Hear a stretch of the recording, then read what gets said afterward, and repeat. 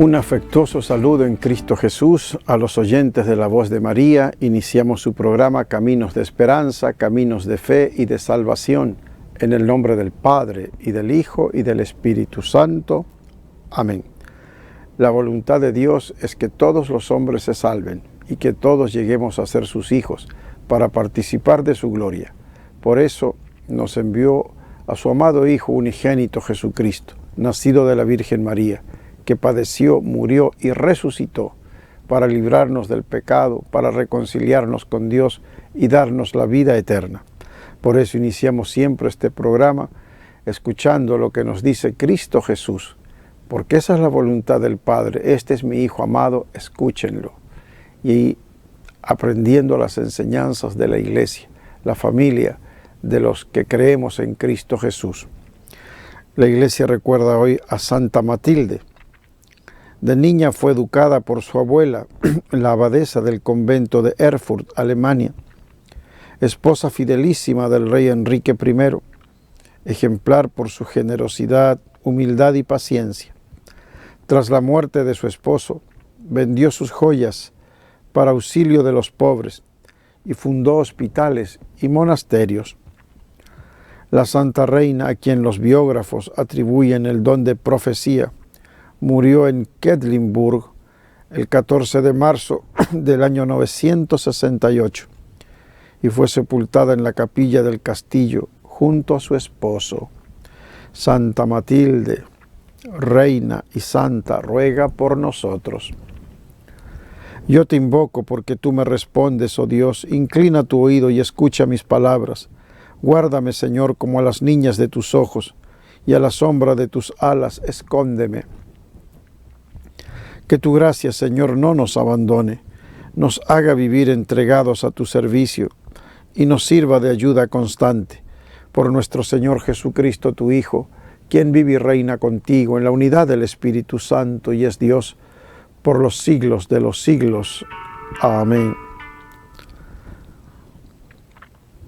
La primera lectura del profeta Daniel.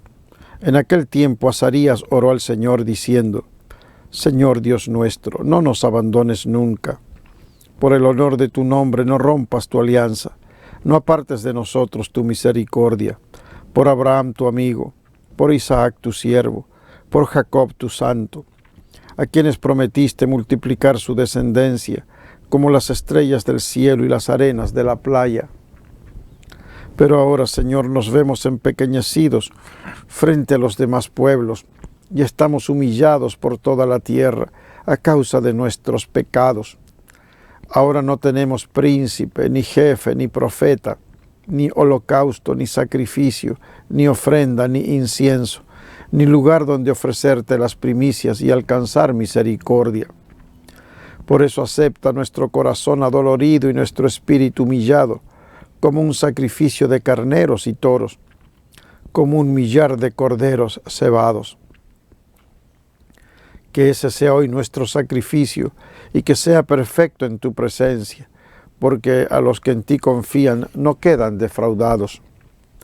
Ahora que te seguimos de todo corazón, te respetamos y queremos encontrarte.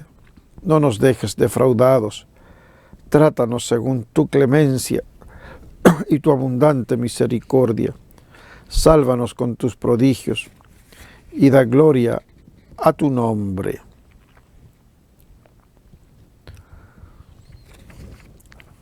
Del Salmo 24. Sálvanos, Señor, tú que eres misericordioso.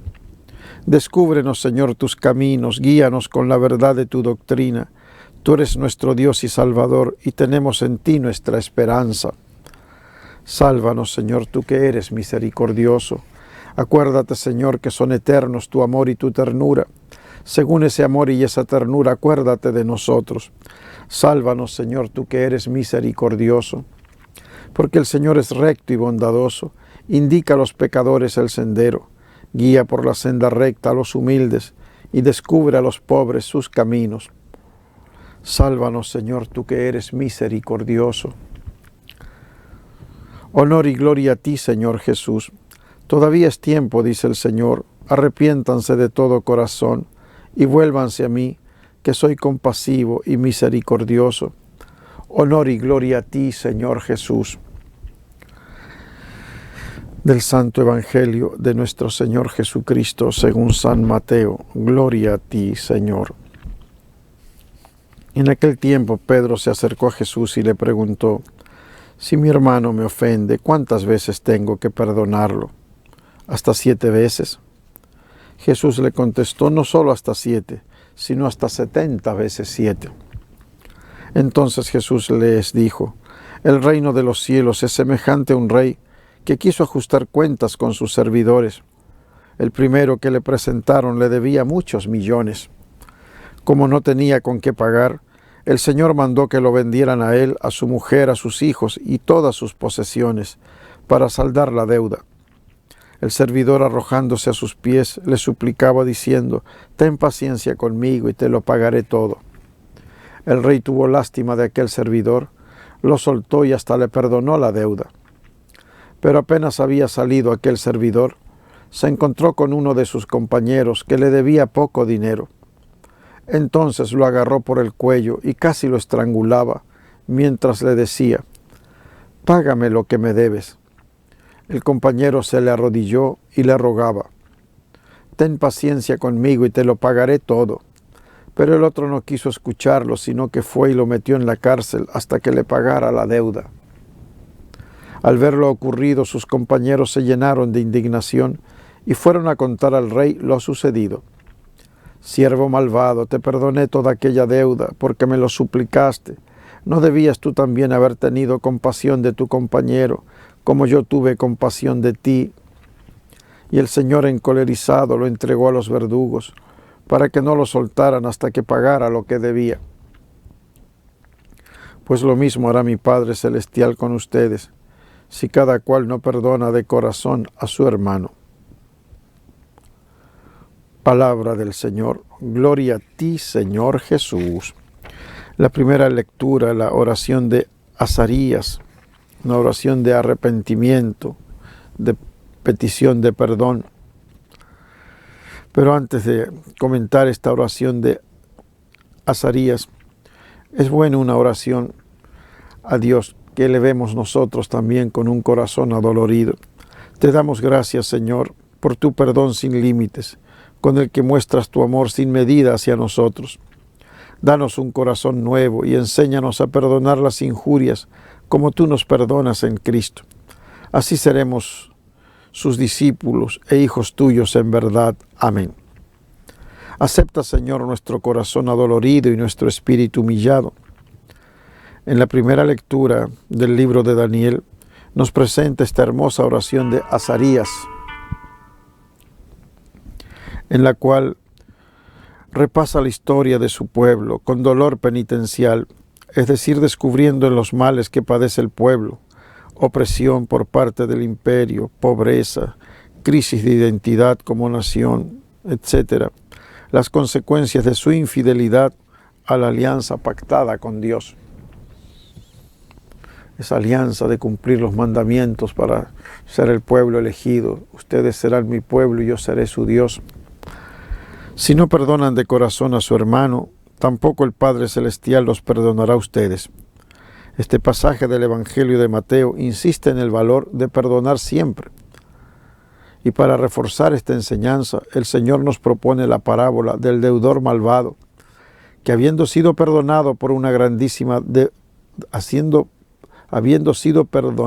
una grandísima deuda, no supo corresponder a esa bondad, perdonando la pequeña deuda de su prójimo. La paciencia y compasión que tuvo el Señor por él debían haber inspirado iguales sentimientos de paciencia y compasión. Sin embargo, pudo más su mezquindad y egoísmo. Esta actitud malvada recibe una severa reprensión del Señor. Perdonar 70 veces 7. La expresión 70 veces 7 era una alusión a las palabras de Lamec, que decía: si 7 veces será vengado Caín, Lamec en verdad 70 veces 7 lo será. Jesús quiere invertir esta espiral de violencia que entró en el mundo por la desobediencia de Adán y Eva, por el asesinato de Abel, y por la venganza desenfrenada de Lamec. Así, cuando la violencia se apodera de la vida, todo se deshace y la vida se desintegra. Viene el diluvio que los hizo perecer a todos, salvo a la familia de Noé. Y después surge el orgullo de la torre de Babel. La oración penitencial de Azarías, de la primera lectura, bien podría inspirar nuestro examen de conciencia para caer en cuenta de que los males que afrontamos no son un castigo divino ni aflicciones impuestas por Dios. Son más bien, al menos en buena parte, las nefastas consecuencias de decisiones humanas equivocadas y contrarias al plan de Dios. Aprendamos a leer la historia de nuestra vida, que motive nuestro sincero arrepentimiento y nos conduzca a la auténtica conversión que se demuestra en actitudes de fidelidad y coherencia. A nosotros podría pasarnos lo mismo que al deudor malvado de la parábola del Señor. De hecho, con mucha frecuencia experimentamos la gracia del perdón. Somos objeto permanente del amor y la misericordia de Dios. Pero en lugar de permitir que esa experiencia nos mueva a perdonar con más generosidad y facilidad a nuestros semejantes, a veces nos llenamos de egoísmo y mezquindad. Por eso se escuchan con frecuencia frases como: yo perdono, pero no olvido. A mí quien me la hace, me la paga. Que no tienen nada de cristiano. Al contrario, contradicen el mensaje fundamental del Evangelio. Estemos atentos, no sea que esa cerrazón nuestra al perdón termine por privarnos del perdón de Dios. El deber cristiano del perdón y de la reconciliación fraterna no es una ley fría e impersonal como un imperativo impuesto desde afuera, sino una consecuencia necesaria del perdón ya recibido. Este último es el indicativo que fundamenta el imperativo del perdón fraterno. Solamente será capaz de perdonar a los demás el que haya experimentado cada día en su carne la alegría de un perdón que lo rehabilita continuamente como persona y como hijo de Dios. Quien no se siente perdonado no ama, pero a quien se le perdona mucho, ama mucho a su vez. Nos sentimos amados y perdonados por Dios y en condición de poder ofrecer perdón a quien nos ha hecho algún daño. Señor, que tu gracia no nos abandone, para que entregados plenamente a tu servicio, sintamos sobre nosotros tu protección continua. Amén. Decíamos al inicio que la Iglesia está recordando a la memoria de Santa Matilde. En el firmamento de la santidad, el nombre de Matilde fue usado por distinguidas damas, nobles por sus virtudes, merecimientos y condición social. Entre estas, la más célebre también en el aspecto histórico es Santa Matilde de Sajonia, esposa de Enrique I, rey de Alemania, y madre de Otón I, emperador. Matilde nació en Westfalia, tierra heroica de los sajones, alrededor del año 890. Era hija del conde Teodorico y de Reinilde, también de noble estirpe. Recibió una educación esmerada en el convento de las benedictinas de Erfurt, bajo la vigilancia de la abadesa Matilde, que era su abuela. Los biógrafos contemporáneos destacan la hermosura y las virtudes insignes de la joven Matilde. En el año 909 fue dada en matrimonio a Enrique, duque de Sajonia. Con la muerte del rey Conrado, por sus propias indicaciones y por la voluntad de los príncipes, Enrique subió al trono. Matilde consideró esta posición como una misión en favor de sus súbditos, para quienes fue madre cariñosa y solícita. Más grande en virtud que en poder, despreciaba todo lo mundano para crecer en el amor de Cristo. A los 5 hijos que Dios le concedió, los educó con amor y gran desvelo. Otón, el primogénito, fue elegido más tarde emperador de Alemania. Bruno, el más joven, se dedicó al servicio de la Iglesia y ocupó la sede arzobispal de Colonia. Gerberga se casó con Gisalberto, duque de Loringia, y en segundas nupcias con Luis IV, rey de los franceses.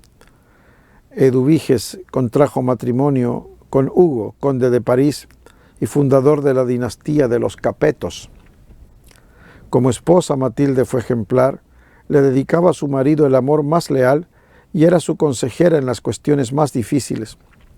En compensación, tenía toda la confianza del rey, que se sentía feliz de tener una esposa tan virtuosa. El gobierno de Enrique fue próspero y pacífico, debido sin duda a la gran santidad de su esposa.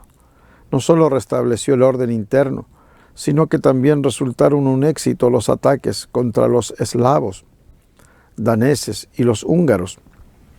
El rey Enrique reconquistó Lotaringia, pero la muerte lo sorprendió cuando se preparaba para una campaña en Italia. Enrique tuvo una muerte casi repentina y Matilde sufrió este golpe con admirable resignación, después de haber desahogado libremente su justo dolor delante del cadáver de su esposo, y habiendo reunido a todos sus hijos, les dijo: mis queridos hijos, graben bien en su corazón el santo temor de Dios. Él es el Rey, Señor verdadero, que da poder a ricos y a pobres. Eviten contiendas a causa de la grandeza y el poder efímeros. Miren aquí el fin de la gloria del mundo. Feliz aquel que prepara su eterna salvación. Sin embargo, con la muerte de su marido, comenzó para Matilde el calvario. Sus hijos no hicieron caso a los consejos de su madre y le causaron las más amargas aflicciones. El hijo mayor, Otón, fue elegido emperador de Alemania, pero se vio pronto hostilizado por su hermano Enrique, que pretendía el trono para sí. Hubo luchas armadas hasta la derrota total de Enrique. El sufrimiento mayor para Matilde fue cuando los dos hermanos, Otón y Enrique, creyeron las acusaciones levantadas contra ella, en el sentido de que despilfarraba los bienes de la corona en favor de la iglesia y de los pobres. Entonces la privaron de todos los medios económicos y le ordenaron que se retirase de la corte. Matilde, herida en su amor de madre, se retiró pobre al convento de Enghien, llorando amargamente, no por ella sino por sus hijos, ciegos de egoísmo. Algunos años más tarde, sus hijos reconocieron la ingratitud para con su madre y se reconciliaron, restituyéndole los bienes de la familia, que ella distribuyó con gran generosidad en favor de los pobres. Probada y purificada por los sinsabores de la vida, Matilde se entregó más y más al servicio de Dios y de los necesitados. Cuidaba personalmente a los enfermos y curaba con amor sus heridas. Tuvo el don de obrar milagros y de profecía. En el año 968, Matilde fue atacada por una grave enfermedad. Recibió el santo viático de manos de su nieto Guillermo, arzobispo de Maguncia, y falleció el día 14 de marzo. Su cuerpo fue sepultado en el convento de Quedlinburgo, junto a su marido, de quien fue su fidelísima y santa esposa durante 27 años. Pronto el pueblo la veneró como santa, y la Iglesia autorizó esta veneración, declarándola modelo de madre, esposa y reina, excelsa en la caridad, paciencia y humildad. Santa Matilde, reina y santa, ruega por nosotros. Siempre es bueno aprender de la vida de los santos y también del catecismo de la Iglesia, que nos ilumina. Y en relación a estos sacramentos instituidos por nuestro Señor Jesucristo, que nos traen gracia, salvación, la Iglesia nos dice que los sacramentos de la nueva ley fueron instituidos por Cristo, y son 7, a saber, bautismo, confirmación, Eucaristía, penitencia, unción de los enfermos, orden sacerdotal y santo matrimonio. Los 7 sacramentos corresponden a todas las etapas y a todos los momentos importantes de la vida del cristiano. Dan nacimiento y crecimiento. El bautismo y la confirmación. Dan curación, la penitencia y la unción de los enfermos. Y dan misión a la vida de fe de los cristianos, el orden sacerdotal y el santo matrimonio. Hay aquí una cierta semejanza entre las etapas de la vida natural y las etapas de la vida espiritual. En este organismo, la Eucaristía ocupa un lugar único, en cuanto sacramento de los sacramentos. Todos los otros sacramentos están ordenados al sacramento de la Eucaristía como a su fin. Y retomando el tema de la insulina en los diabéticos, que hablábamos en el programa anterior, hay un momento en que hay que pasar ya de insulina intravenosa en el hospital, un paciente grave, a insulina subcutánea. Estamos hablando del hospital. La transferencia de insulina por vía intravenosa a insulina por vía subcutánea debe realizarse cuando el paciente está clínicamente estable y tenga normoglucemia, o sea, el azúcar esté normal, en las últimas 24 a 48 horas. O sea, ser pacientes, ¿no? No pasar tan rápido de la insulina intravenosa subcutánea, unos 2 días por lo menos, que la glucosa esté estable, se pasa a la vía subcutánea. Como la vida media de la insulina intravenosa es de 4 a 5 minutos, para conseguir mantener unas concentraciones adecuadas de insulina en el plasma y evitar una descompensación hiperglucémica, es recomendable continuar con la insulina intravenosa hasta transcurridas 2 horas de la administración de la primera dosis de insulina rápida subcutánea. Entonces, esto es importante, ¿no? Se pasa a insulina subcutánea, pero todavía hay que seguir por lo menos 2 horas más con insulina intravenosa y luego suspenderla. La estimación de la dosis inicial de insulina subcutánea se realiza según las necesidades de insulina intravenosa en las últimas 24 horas. Y hay que ajustar la dosis según la presencia de distintos factores: ingesta, o sea, qué tanto come, fiebre o no hay fiebre, si tiene tratamiento o no con corticoides, los cuales suben la glucosa, la situación de estrés, qué tan grande o pequeña fue la cirugía, etc. El esquema de insulina subcutánea más adecuado en la actualidad es la denominada basal-bolo, que en el ámbito hospitalario es mejor llamar basal-bolo corrección. ¿Qué es esto? Es la mejor opción terapéutica para la mayoría de los pacientes hospitalizados que ya no requieren tratamiento con insulina intravenosa y en general está indicada para el enfermo estable. Actualmente, para el paciente estable hospitalizado se recomienda el esquema basal-bolo corrección, ya que es la que mejor imita la secreción fisiológica de insulina.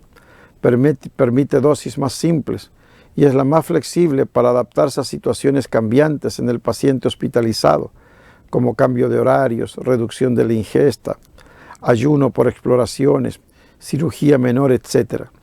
Las características de este esquema basal-bolo corrección son las siguientes. Se distinguen 3 componentes: insulina basal, insulina en bolo e insulina de corrección o rescate. La insulina basal sustituye a la secreción de insulina en situación de ayuno y evita la hiperglucemia basal durante las 24 horas del día y nos permite llegar a un buen nivel de glucemia antes del desayuno. Representa el 100% de la dosis programada en pacientes que no pueden comer sin ingesta oral. O sea, si el paciente le está prohibido comer, solo recibe insulina basal en un 100%. Y representa aproximadamente el 50% de la insulina si el paciente come. O sea, si el paciente come, el 50% será insulina basal y el otro 50% será insulina rápida o insulina de acción prolongada. Las insulinas que se utilizan con más frecuencia como basales por adaptarse mejor son los análogos de la insulina de acción lenta, generalmente que se aplican en una sola dosis. Por ejemplo, la insulina glargina Lantus.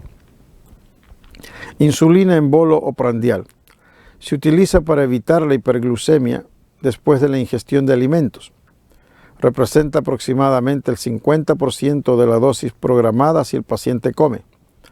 Y se administra un 30% de insulina en el desayuno, un 40% de insulina en el almuerzo y un 30% en la cena.